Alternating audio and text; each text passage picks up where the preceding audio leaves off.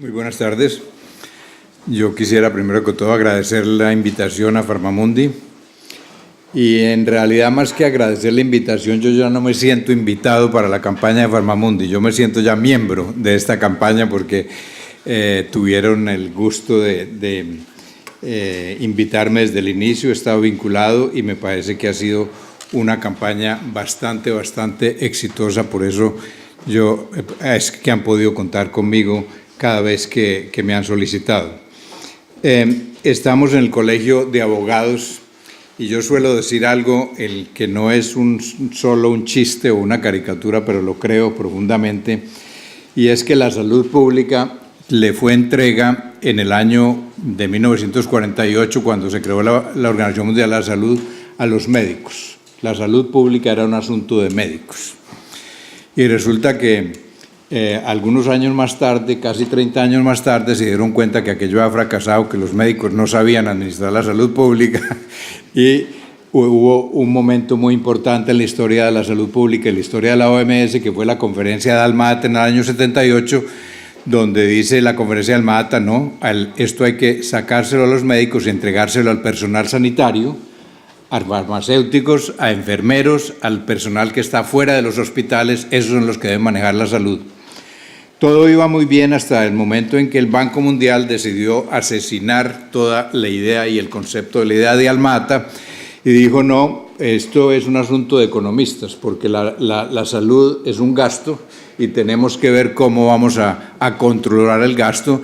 Y el Banco Mundial, en las reformas que hizo el Banco Mundial en los últimos 30 años en América Latina, en Asia, en África, dijo esto es un asunto de economistas, por supuesto, como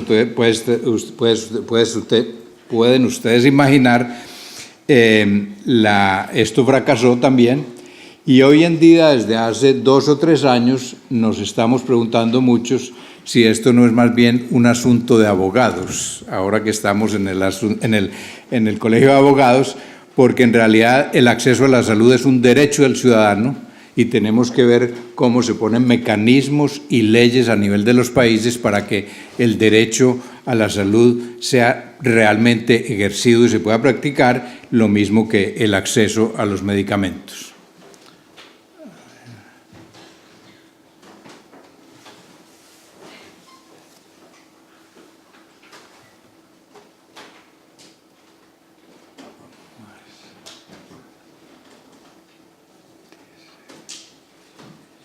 ¿Cómo pongo la presentación? Un momento.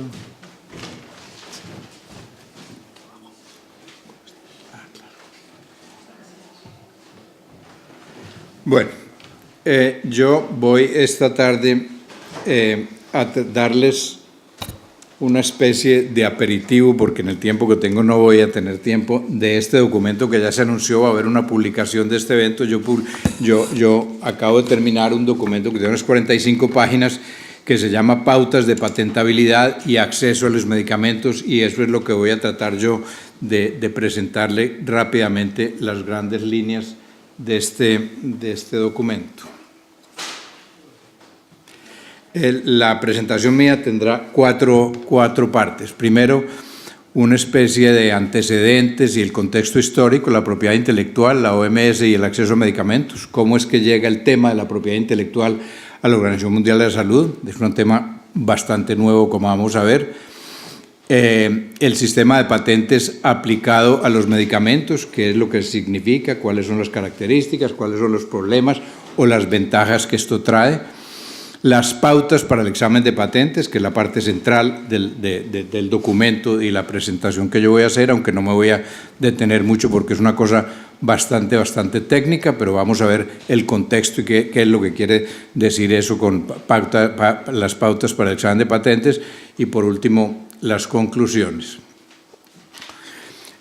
Si yo les preguntara a ustedes, todos ustedes están en el ámbito de una manera o de otra de lo que es el acceso a los medicamentos. Si vemos en el debate de los últimos 10 o 15 años quiénes son los protagonistas, ustedes me podrían nombrar los médicos o los farmacéuticos o el personal sanitario o incluso los abogados o los economistas, o las organizaciones internacionales o las organizaciones no gubernamentales que están haciendo un trabajo importantísimo en lo que es el acceso a los medicamentos, no solo en el sur, sino incluso en el norte, campañas bastante importantes para influenciar las medidas que toman la Unión Europea o los gobiernos nacionales en el ámbito del acceso a medicamentos, pero se ha olvidado un actor que era importantísimo, y es las oficinas de patentes, los examinadores de patentes. Hasta hace muy poco tiempo nunca a nadie se le ocurrió que una persona que está en una oficina nacional de patentes examinando pedidos de patentes podía tener algún impacto en lo que es el acceso final a los medicamentos, y esto ya está bastante claro, y por eso es un actor que tenemos que recuperar y es fundamental.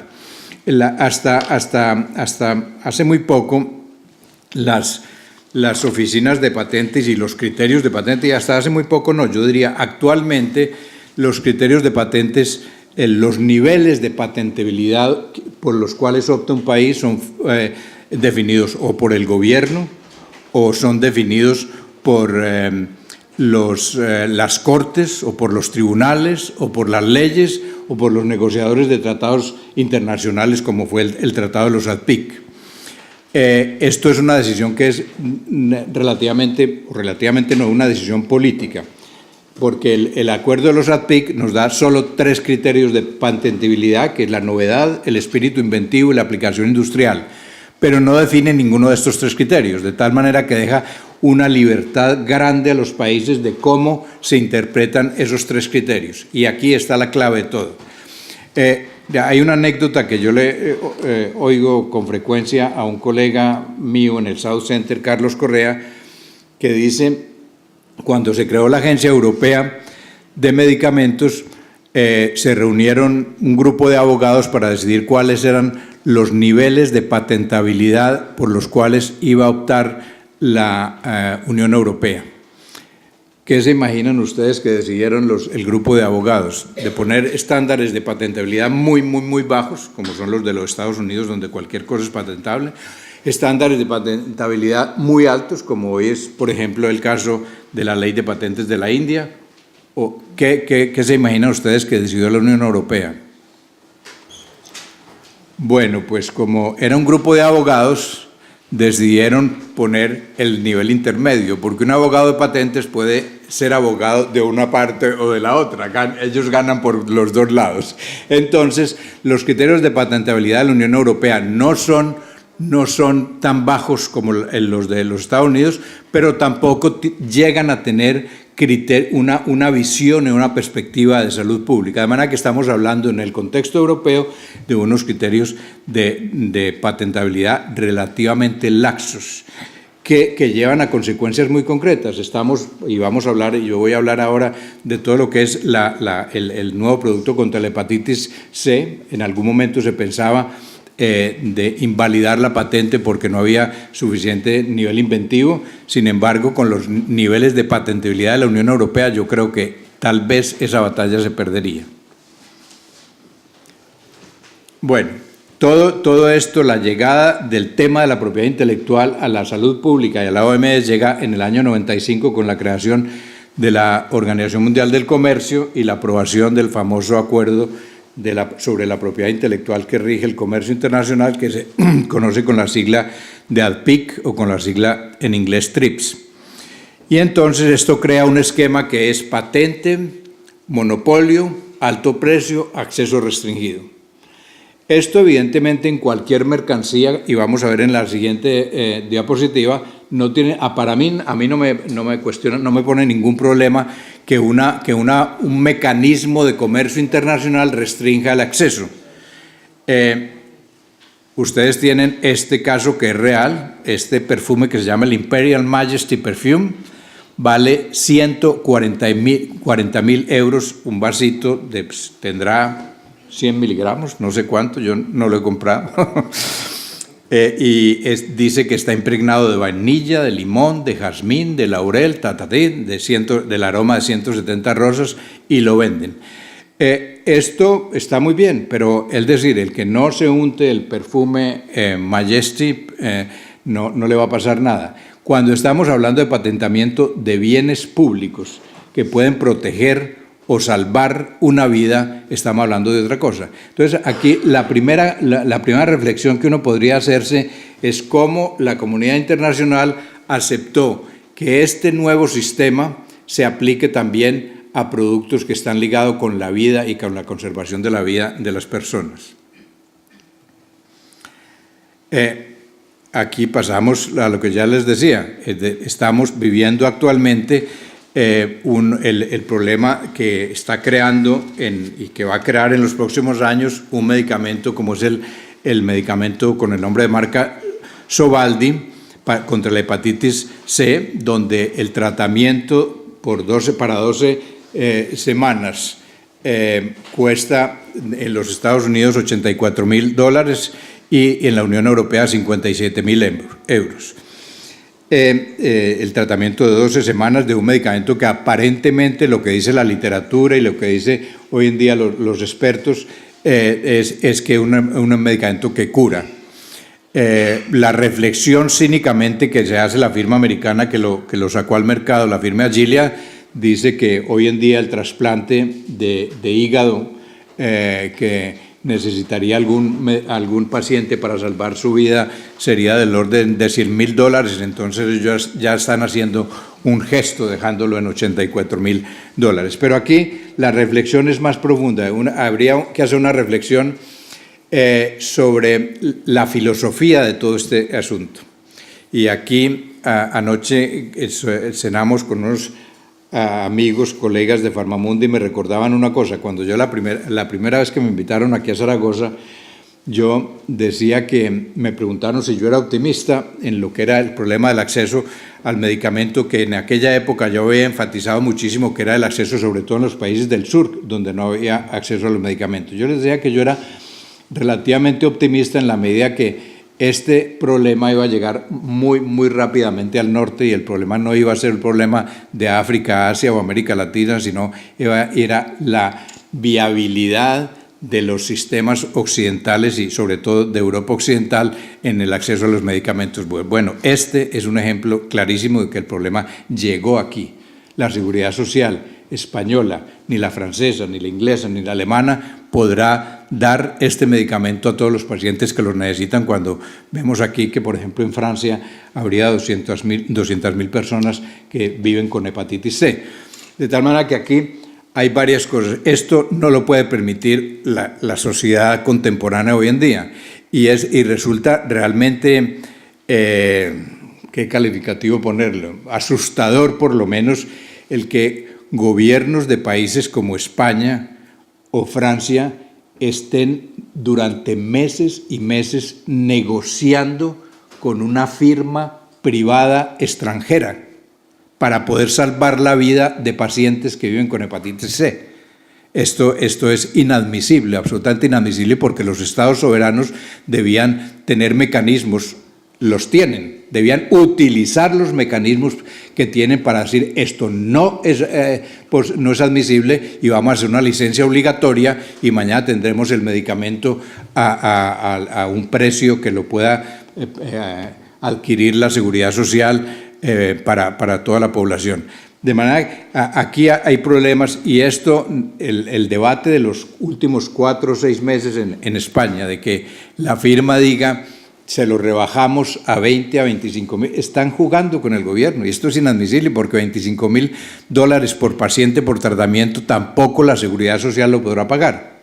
Sobre todo cuando nos dicen y sabemos que el costo de producción está multiplicado, dice aquí, 280 veces. De manera que esto es inadmisible.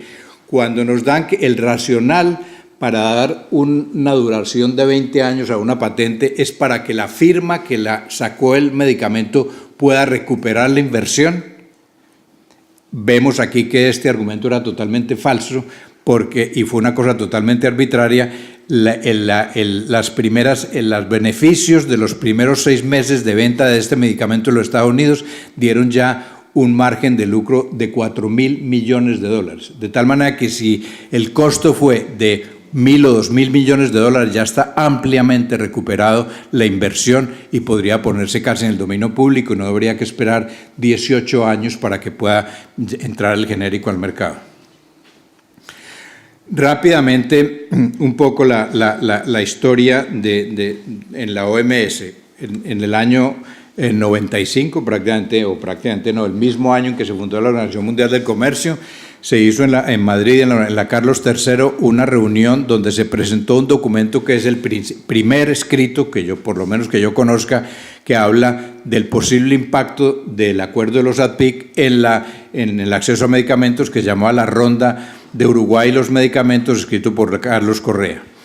En los siguientes 20 años, del 96 hasta el año pasado, hubo 17 resoluciones de la Asamblea Mundial de la Salud, es decir, aprobada por los 192 países miembros de la OMS, resoluciones que tocan a este problema.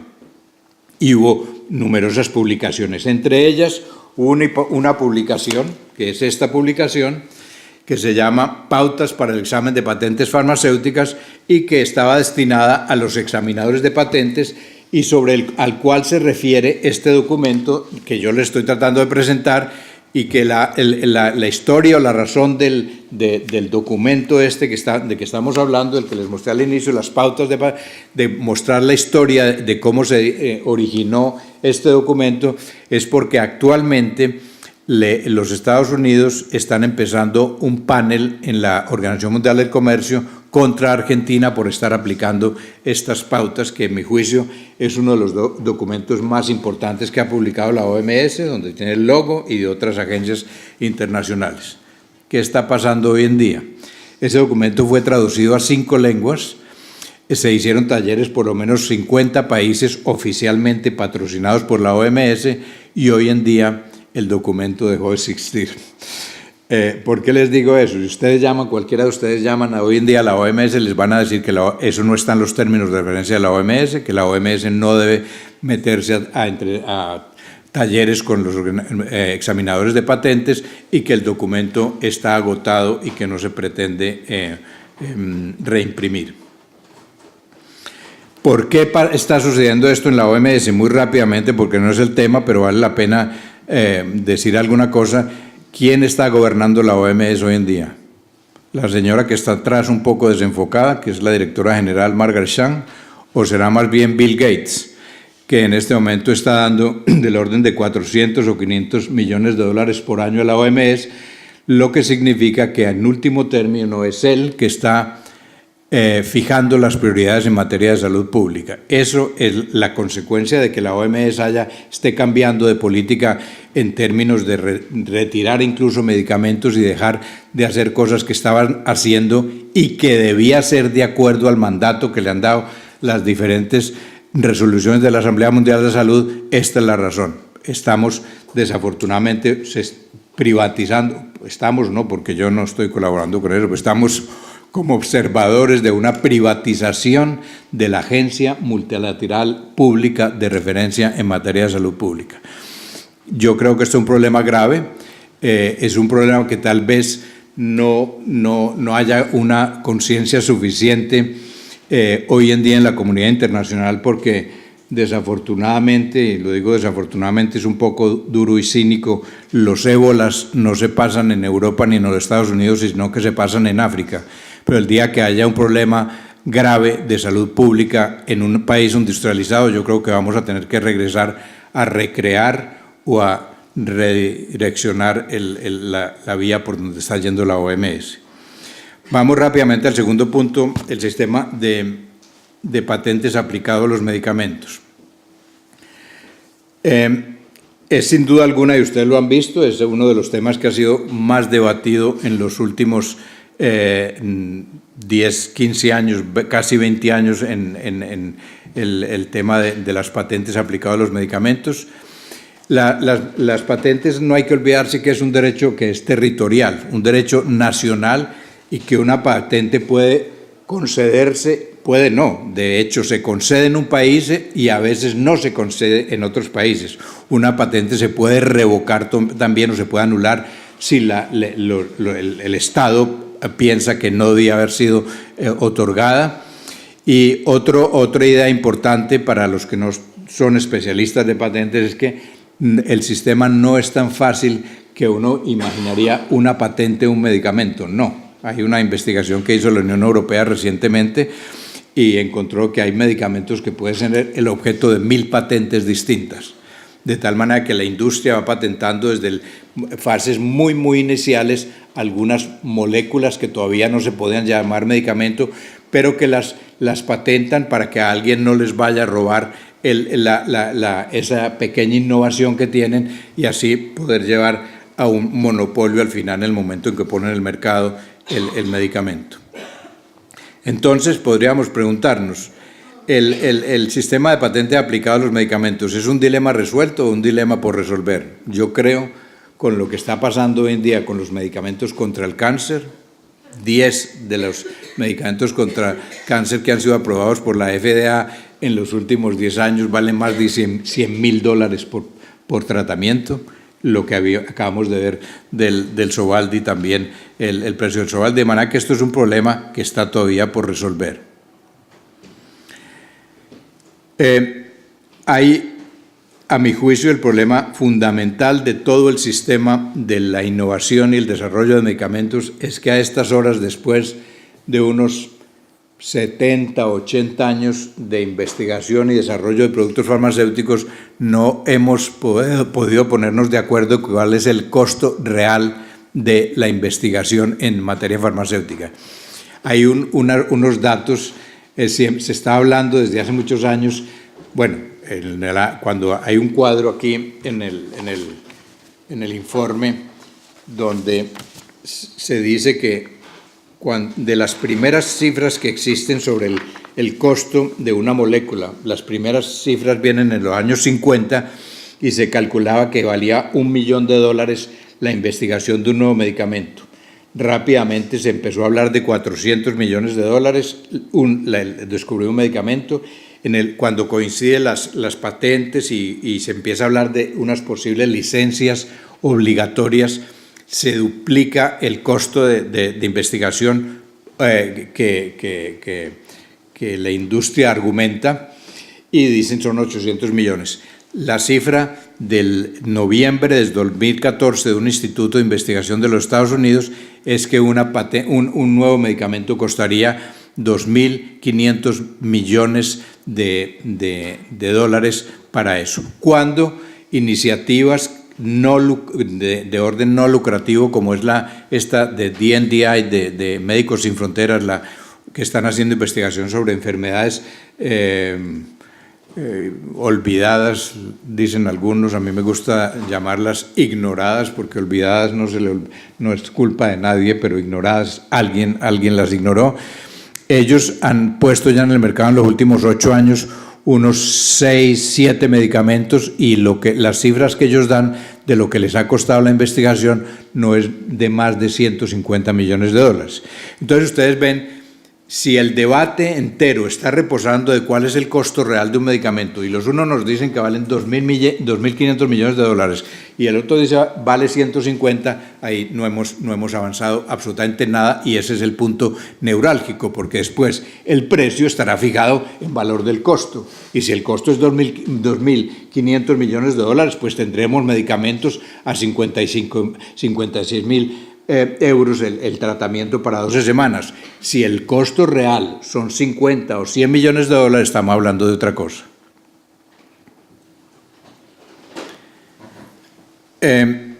Fíjense una cosa, yo les decía que el nivel de criterios para el examen de patentes es una decisión política de un país.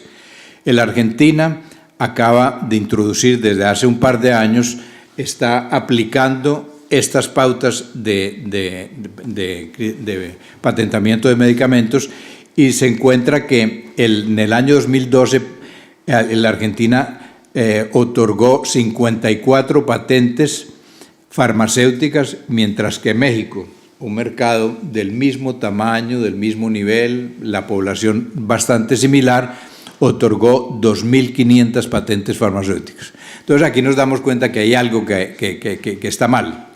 cuando un país otorga 54 y el otro 2.500. Otro país que está aplicando criterios de patentabilidad bastante estrictos es el Ecuador, que el año pasado otorgó solo 16 patentes. Me quedan 5 minutos, vamos a ir un poco más rápido. Esto es un poco la historia de lo que ha sido el debate en el ámbito de la OMS.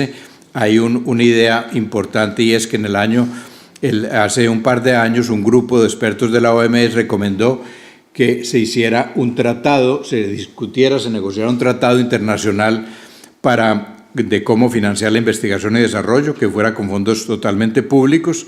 La OMS tiene el artículo 19, que está aquí en la pantalla, ustedes lo pueden leer, que la Asamblea Mundial de la Salud tendrá la autoridad para adoptar convenciones o acuerdos o tratados de carácter vinculante que después tienen que ser ratificados por los parlamentos nacionales.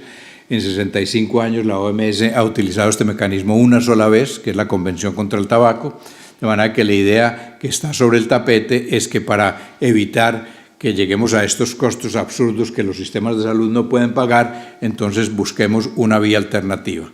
Vamos rápidamente, les voy a enumerar el contenido de estas guías. Estos 10 criterios de patentabilidad son probablemente el 80% o más, si no más del 80% de las patentes farmacéuticas que se están otorgando hoy en día en el mundo para productos farmacéuticos son patentes de polimorfos o de pseudopolimorfos, etcétera, o de formulaciones o de segundos usos que realmente no serían patentables y se recomienda que no se patenten, y Argentina lo está aplicando y por eso fue el resultado que se obtuvo. Para ir solo a un ejemplo, el polimorfo es una propiedad inherente a la materia en su estado sólido. Los polimorfos no se crean. Aquí debe haber farmacéuticos en la sala. Saben que los farmacéuticos, que el polimorfo calentando la materia o enfriándola, etcétera, aparece. De tal manera que el primer criterio de patentabilidad no lo seguiría. Entonces, un nuevo polimorfo no se podría patentar. Si ustedes miran en lo que está patentado en España, hay cantidades y cantidades de polimorfos que se están patentando cada día. Lo mismo con los segundos usos. Hay muchas patentes de segundos usos que se están patentando y las oficinas de patentes están permitiendo que se patenten. Los segundos usos no es la industria farmacéutica que está encontrando, es la práctica clínica, y son los médicos que se están dando cuenta, este paciente está tomando este medicamento pero le hace bien para otro problema que tenía de salud, de tal manera que los segundos usos no es una innovación, sino un descubrimiento. Las conclusiones rápidamente. Las oficinas nacionales de patente y el examen de patente son un nuevo actor en el acceso a los medicamentos. Me imagino que con todo lo que he tratado de decir está claro que son un actor importante en los cuales tenemos que tener un diálogo el sector de salud con las oficinas de patentes nacionales o con los ministerios de comercio, los ministerios de industria, que a veces son la tutela de las oficinas de patente. El patentamiento de medicamentos debe tener criterios diferentes al patentamiento de mercancías. Los ADPIC dejan una libertad grande en los 3 criterios que están estipulados por los ADPIC. Los países pueden hacer la definición que quieran y poner los niveles y los estándares de patentabilidad que les parezcan. Las autoridades nacionales no deberían jugar al avestruz como lo está haciendo actualmente la OMS, sino que deberían poner atención a este problema. Las pautas obligatorias sería mucho mejor que las licencias obligatorias. Se habla mucho de licencias obligatorias y es mucho más fácil tal vez no otorgar una licencia de algo que no era patentable que después tratar de anularla, que tiene un desgaste político y crea problemas que pueden demorar meses y meses y costar una fortuna en litigios contra el dueño de la patente. Es urgente seguir promoviendo la definición de estándares de patentabilidad de los medicamentos y la formación de los examinadores de patentes. Creo que esta era la última. Muchas gracias y creo que cumplí con el tiempo.